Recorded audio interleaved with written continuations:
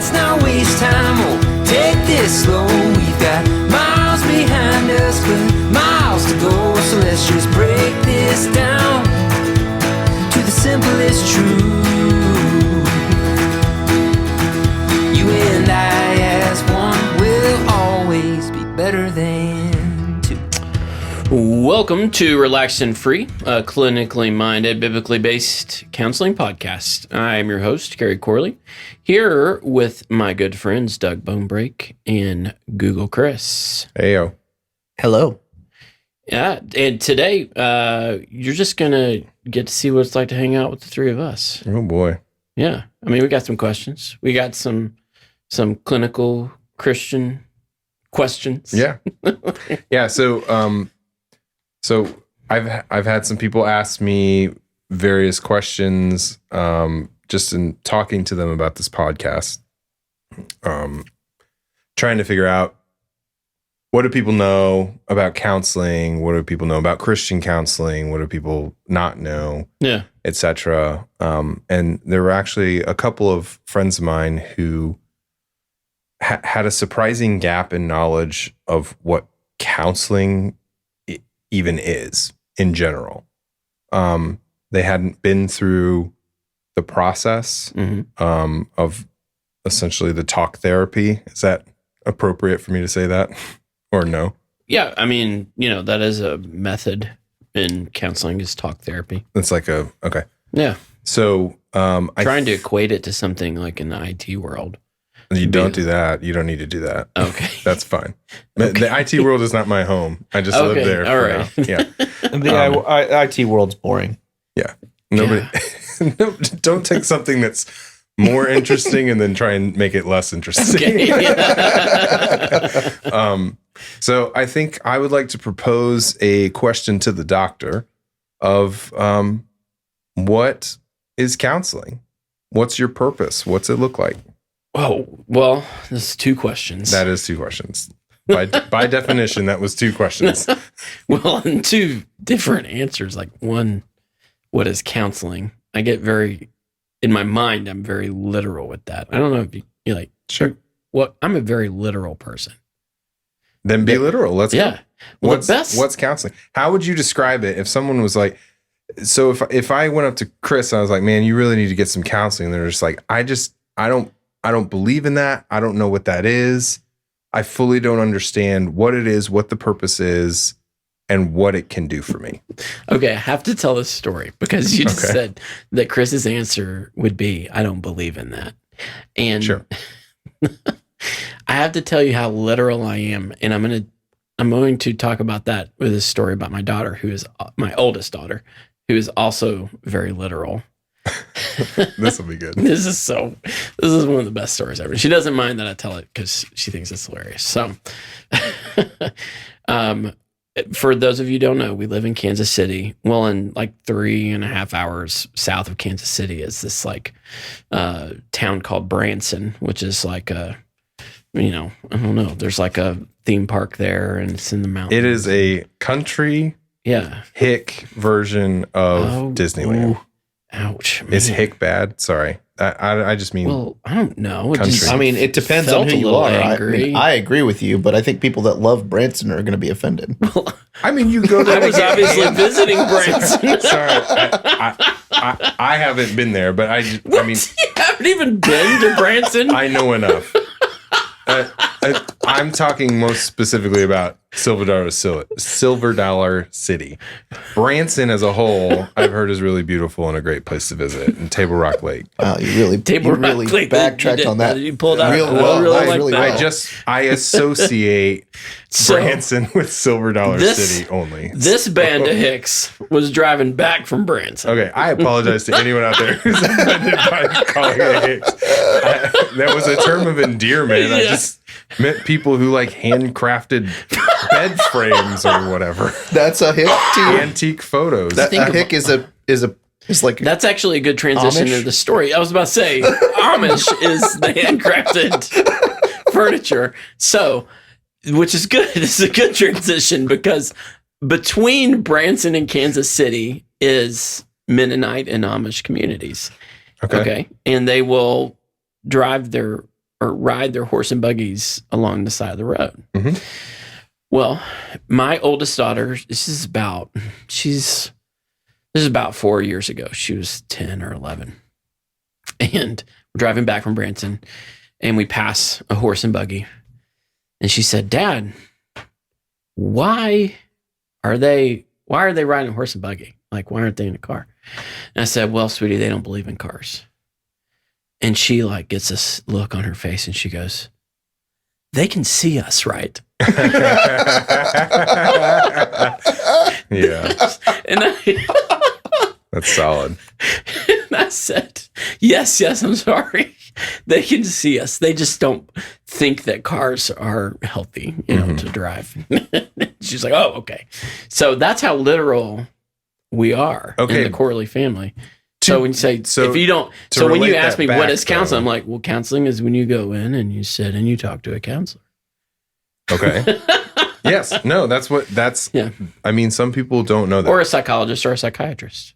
Yeah. So if I were to come into you with a problem, what are you doing other than asking me why? Well, which, is a really good way to just keep me talking. That is part of counseling, is to explore and assess what is going on in someone's life. So I used to teach counseling theory, and then I train our counselors here at Lakewood Family Therapy. And the most important aspect of counseling has always been and will always be the relationship that you build between the therapist and the client. Okay. So, and data proves this out. Research proves this out time and time again, that it doesn't matter what method you use. And there's lots of methods out there. It doesn't matter which theory you hold to. I mean, it does, but it doesn't in terms of outcome. Sure. What really derives success in therapy is the relationship between, the counselor and the client. And so in that line of thinking and with that in mind, I would say counseling is when someone comes to a person for help and they walk alongside them in their pain or in their suffering or in their confusion, and they give them advice and they help them in their journey to health and to freedom and to peace. That is counseling. So is it self-determined by the patient when your counseling is done, when they're at peace? Or I would say majority of time, yeah. I mean, not every person and every patient or client or whatever you want to call them is different. And so I've had clients who, in my mind, I thought, terminated counseling early, but then have gone on, and done great. They never came back. And when I saw them later, just out in public or whatever, they're like, I'm doing so great, Yeah. And then I've had people who I thought had a great, ending to therapy and graduated out and was like, man, that's one. And then they come back, and they're like, we're not done. And I'm like, oh man, okay, well, tell me about it. So what are some of you talked about? It's very subjective. Of course, right. Yeah. You're dealing with humans and emotions, so it's all subjective. What you mentioned that, like talk therapy that I mentioned, I saw in a headline, or I don't remember where I saw it, but that was one of the methods. Can you just give a overview of what some of the methods are that you would use? Oh, that I use personally? Yeah. Okay. Yeah. Talk therapy is one of them. Which is just what? Like can you define that briefly? Talking. Well, yes, but is it directed? Is it non-directed? Is it like... See, sorry, now, I'm married to a counselor. Now I feel like you know the answers to some of these questions. No, if I trust, well, I know if you're like a dummy in these things. I know some elements of it, but I don't know the methodologies. And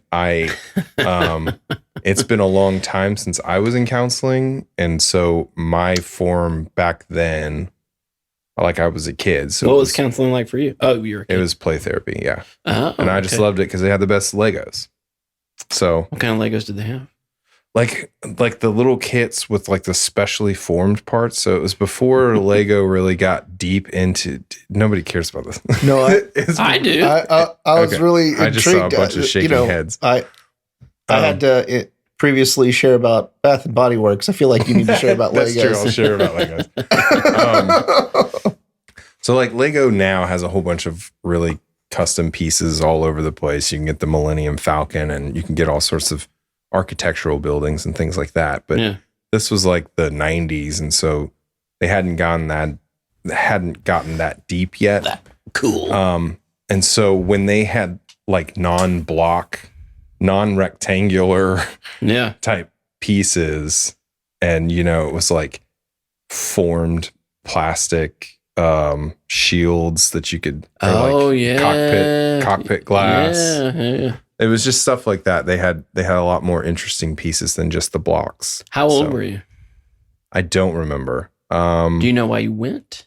Yes, my parents had a thing, separation or something. And so I didn't actually learn about that until college, though.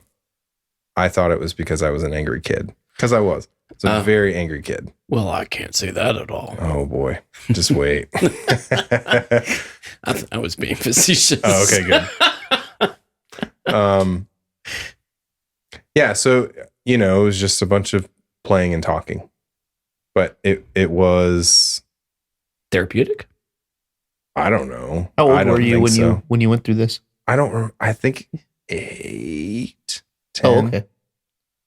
8, See, 10. I'm picturing grown-up Doug having the best time with...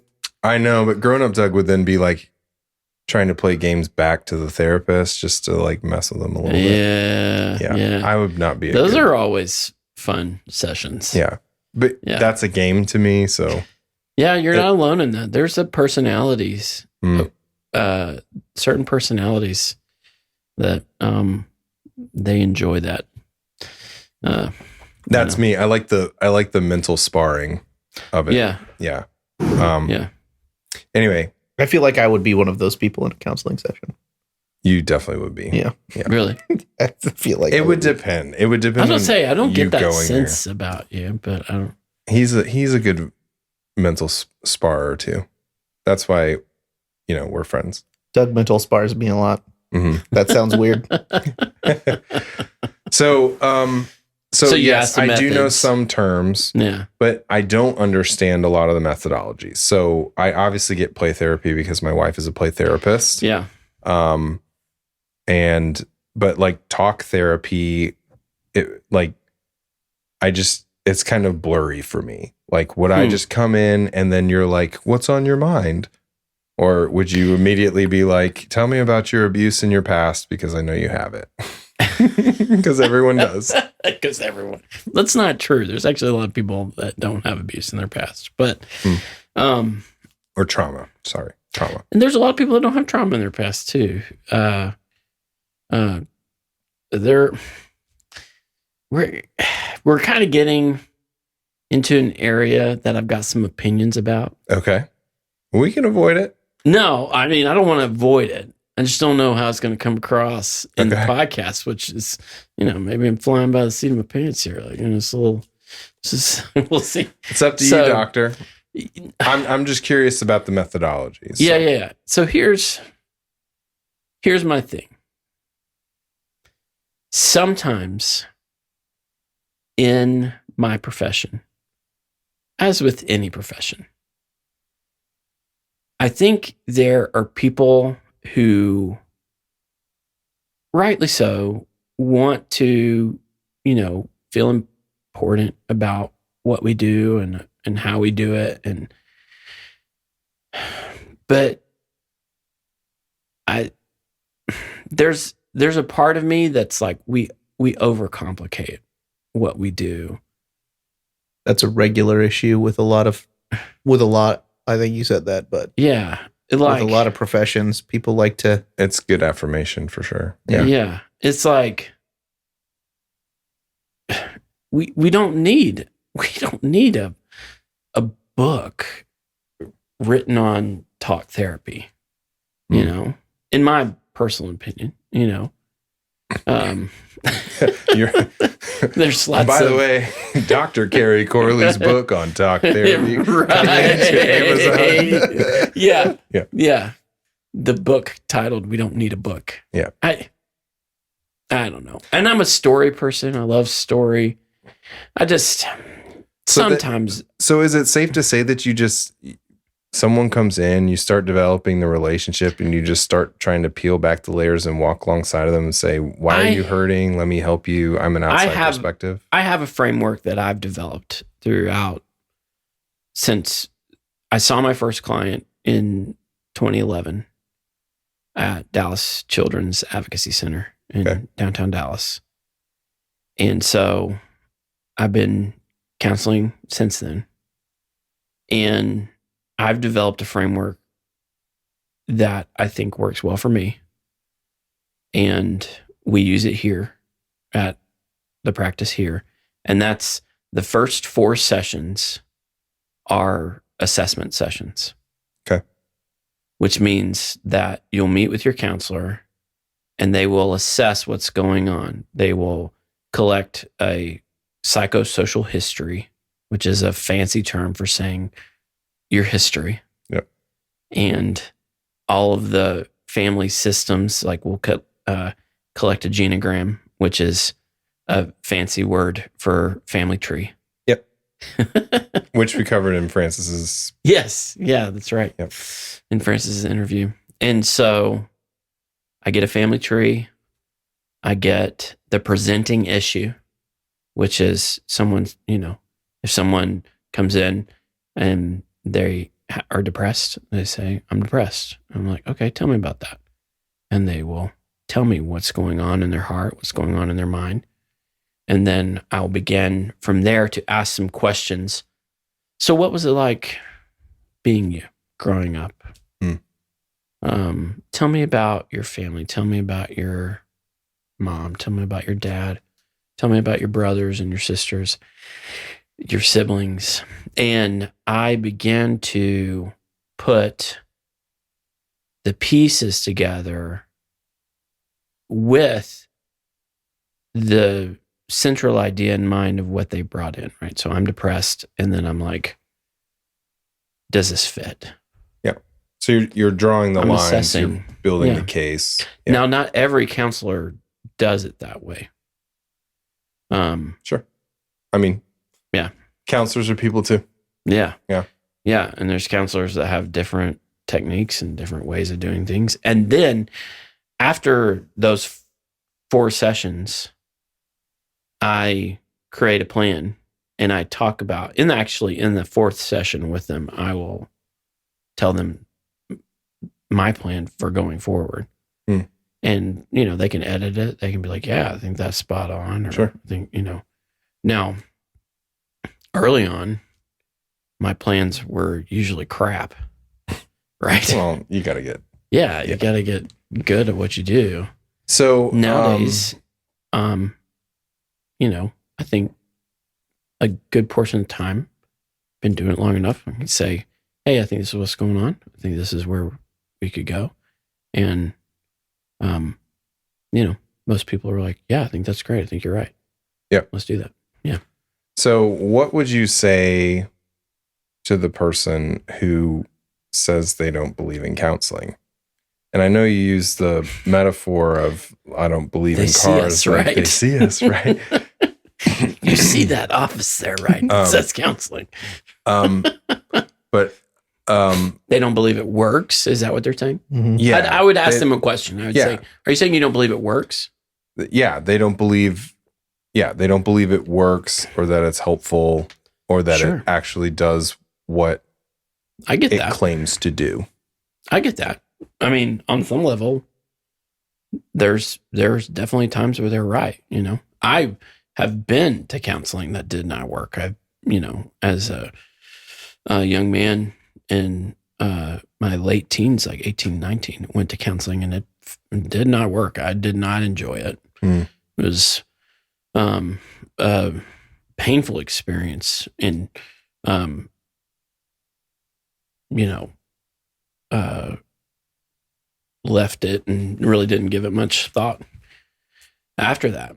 So, yeah, I mean, I empathize with that. I'd be like, yeah. I feel like it's the thing that you have to, it has to be two ways, right? Like both sides have to be willing to, like you said, a relationship building type thing. If both sides aren't willing to open up and talk about things and seek a resolution to something, then it's not going to be successful. Like if somebody goes in, for example, to a marriage counseling type thing, and one party is wanting to do it and another party isn't. Yeah. I mean, one side's probably going to come out with more. It makes it hard. A good marriage counselor will navigate that, and that it won't always work, but the more experienced marriage counselors are used to that, and they'll be able to essentially win the doubting spouse over. Usually when you have people who come into marriage counseling with that kind of attitude, there's typically some bad background where they've been to a counselor before and it's gone bad, you know. And that's probably fair. Yeah. And they're like, here we go again. You know. So I had a friend, I lived with him when I was still living in Minnesota, and his wife passed away of a brain tumor like at 30 something. Jeez. And so he was getting counseling, of course, and it sort of helped, sort of didn't, and it was just off and on. Yeah. He obviously was still like struggling with it at certain times and would flare up and then come down and struggling with the death. Yeah. Yeah. Yeah. So grief. Yeah. And I mean, like struggling with it being like presented to him, like, you know what I mean? When you just kind of have times of the seasons or whatever. Yeah. Grief does that. Yeah. It's because it's associated with your sense and, the leaves are turning. It'll be triggered. Yeah. Lindsay talks about that sometimes too. But so those things will happen and, you know, it would flare up and then he and I would talk about it a lot. And, so you would provide him, you were being a counselor in that moment is what I'd say. Yeah. I had counselor training in junior high. Did we talk about this? No. Oh, There's counselor training for junior hires. Yes. They had me, go through like a week-long counseling to be a peer mediator. Oh, and so interesting. I counseled my classmates. Huh. Wow. Yeah. So you're counseling this guy, your friend from Minneapolis. But, you know, just talking, but processing through it with him because I just like to process through things. Yeah, dude. What was really interesting, though, was that he kept getting referred to this widows and widowers support group. Okay. And so he would go there and, you know, he would sit in the circle and talk and all that stuff. And one of these days he just came back and was like, I'm done with it. I'm done with this. I'm like, come on. Like, it couldn't have been that bad. Like, doesn't it help? He's like, there was a guy who was talking about losing his wife. He bawled the entire time. I mean, bawling, sobbing, weeping the whole time. His wife died 40 years ago. And he's still in this group and he's still doing this. And this was like 4 or 5 years removed from her death. And he's like, if I just keep going to that group, I'm just going to keep reopening the scab. Yeah. And I'll never move on. Yeah. And so, I feel like that's healthy. The guy bawling or your friend's response? No, the guy recognizing he's accepted. I feel like that's an acceptance thing. Yeah. Of like, this hurts, and this will probably always hurt a little bit when you think about it. Mm-hmm. But I've accepted it, and I can move forward. Yeah. And he has since, and it's been great. Well, and he established a boundary of like, I can't be that. I don't want to be that. Yeah. Okay. So that's like a healthy progression. Is that fair to say? It sounds like it to me. Okay. Yeah. Yeah. Obviously, I'm not asking you to like give him a certificate or anything. I don't give certificates. So no, I know. Gold stars, whatever. Sure. Whatever Lakewood does. I mean, no. Sometimes you've done what I tell my clients is you should be very proud of the work you've done. You've done an amazing job, and I'm so happy for you to be through this experience. Yeah, because it is work. Yeah, it really is. Yeah. Yeah. Okay. Well, thanks. Yeah, I like to try and put the practical example through, like Jesus with his parables.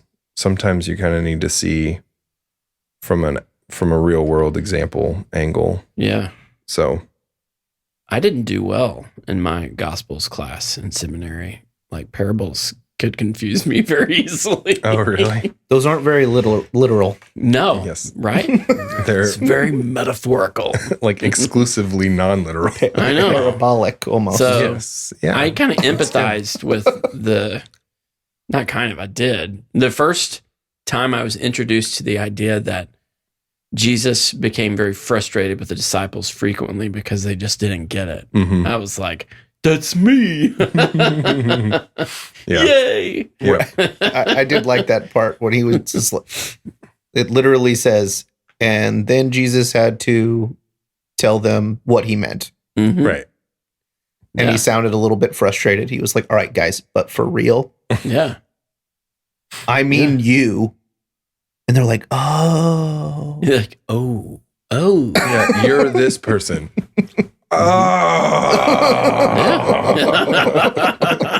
Well, why didn't you just say that? Empathize with that. Why didn't you just say that then? You don't have to be cryptic. Yep. Yeah, man. And then I really love Thomas because I kind of feel like doubting Thomas was a cynic too, Mm-hmm. It's like, I'll believe when I can feel the wounds in his hand, stick my finger in his in his hole. I would tell his hand. Oh. The hole in his hand. Yeah. I needed to finish that sentence. Yes, you did. Yeah. So that I resonate a lot with Thomas in that regard. And then Thomas is also the one that said, where are you going? Like, we don't know where you're going. I resonate with that a lot too. Like, don't leave. Wait, where are you going? Yeah. And I feel like he was the planner or the organizer or something. And at least like the anxious one, right? How many meals do I need to order? Where are you going? You're going to be back for dinner? We don't know where you're going. Should we leave a place for you? I have kind of a theory. Obviously, I wasn't there. But I've Thanks for clearing that up. I just need to clear that up. Man. But I kind of have a theory that like probably the only one that really got it the whole time was Judas. That's interesting. And got it by, I mean, like, he understood exactly what Jesus was saying the whole time. And probably was like, this guy's nuts. Yeah, I actually had in my head when I was younger, and I haven't really explored this much anymore, but I actually thought that Judas was the most loyal because he did the hardest thing. Because Jesus straight told him, go do what you need to do, right? And like, if Jesus was going around telling all the other apostles about what they're going to be doing and stuff, Peter, you're going to deny me 3 times and all this kind of stuff. You know he knew. Yeah. And I feel like that's a burden that was placed on Judas to go and do that. I always read that as like, I don't know, have you ever had someone accuse you of something, or someone who's just out to get you? Mm-hmm. And you just tell them, you do what you need to do, man. Go ahead. Man, no. That's kind of how I read that. You feel like he was daring him? I don't know. I kind of agree with the like the take of he knew already and he was being encouraging. Interesting. Yeah, I don't think he was goading him. I think he was giving permission. I don't know that I would use the word goading. I would just like, you do you do what you need to do. Like, I'm going to do what I need to do. Yeah. You do what you need to do. Yeah. Like, I mean, there's nothing. I can see that too. You don't know that I have. It's very clear to you why I'm here and what I'm saying. You do you. Like, this is going to happen. It just, some of the pieces just didn't add up of it being this great betrayal and all this. Like, if Judas didn't like what he was saying or what, like, he didn't have to travel thousands of miles or hundreds of miles on foot with the guy, over all that span of time. You know what I mean? Yeah. I imagine, and maybe I brought this on myself when I said like the only one who got it, was Judas. But sure. I imagine it was a journey for Judas as well. I don't think. Of course. Yeah, I don't think. Of course. But I'm saying I was agreeing with you. Oh, okay. And that if Judas was the only one who got it, that had to happen. Oh, yeah. You see what I mean? Sure. Like, that's the only way that it happened. Mm-hmm. Was he was quote unquote betrayed. Yeah. Type.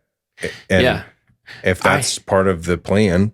So I counsel a lot of pastors, and the idea, or the reality, actually, not the idea, the reality of betrayal comes up frequently for pastors. And many of them have been betrayed or are going to be betrayed, and then will have pain because of that betrayal and fear of being betrayed in the future. Just, depending on the personality is what they do with that. Some personalities shut down and isolate. Then other personalities become proactive in rooting out, like who would betray them? Who would betray them? Yeah. Kind of thing.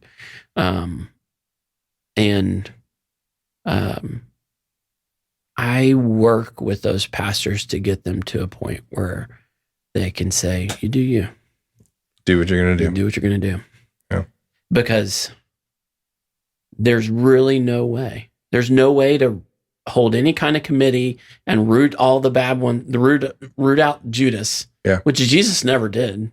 Jesus never called them all together and was like, hey, we need to. Well, that's not true. Last Supper, one of you here will betray me. Right? Yeah, but he didn't form a committee to root out Judas. It's an unfair comparison. Sure. He already knew. Well, yes, we are talking about incarnate God. So yes, I get that that's not the same. It's not a fair comparison. Yeah. But yeah,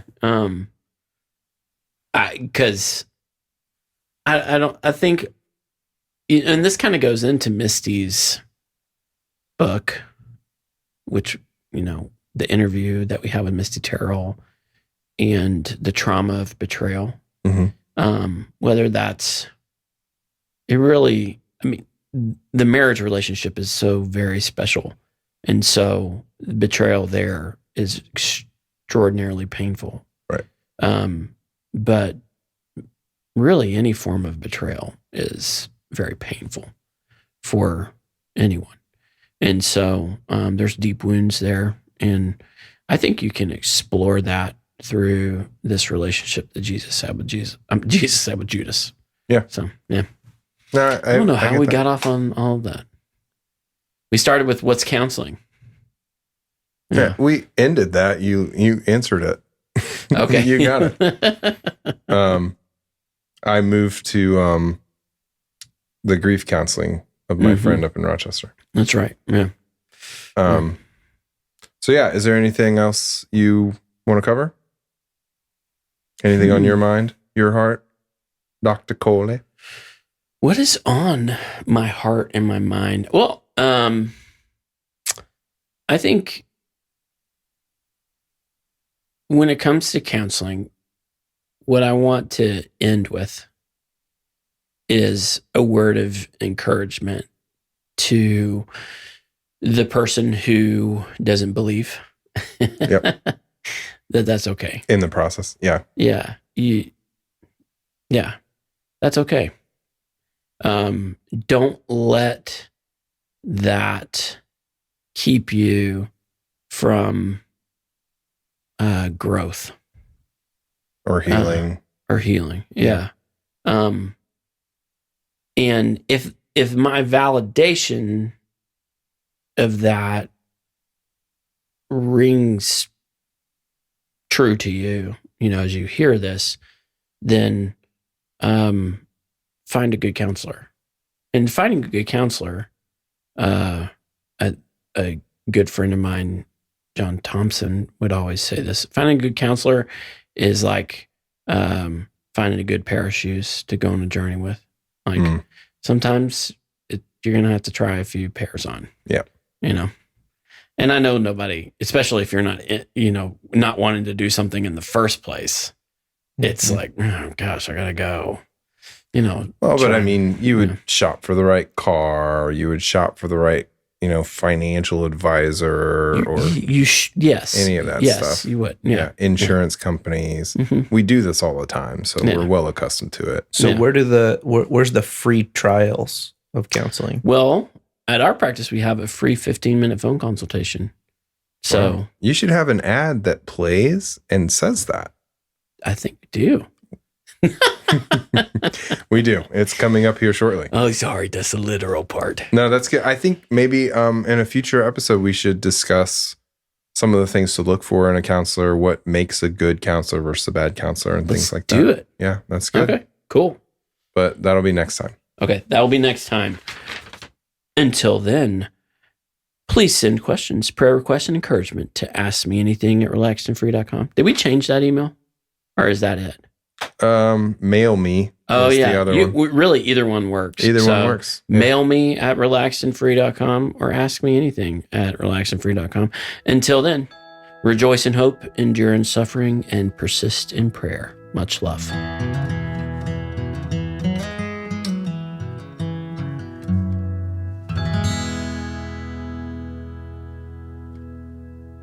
At Lakewood Family Therapy, we aim to be your refuge in the storm.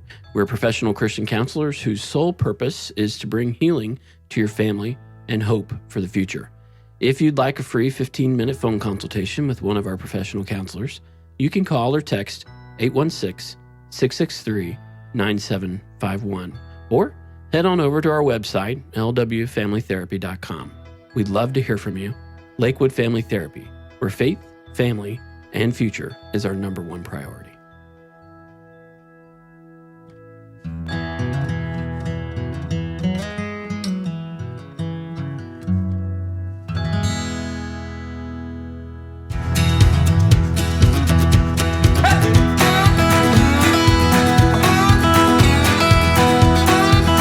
Relaxed and Free is a presentation of Lakewood Family Therapy.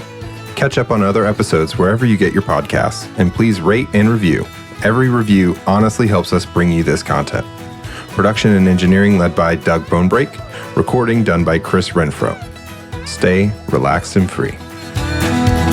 Let's not waste time, we'll take this slow. We've got miles behind us, but miles to go. So let's just break this down to the simplest truth. You and I as one will always be better than two.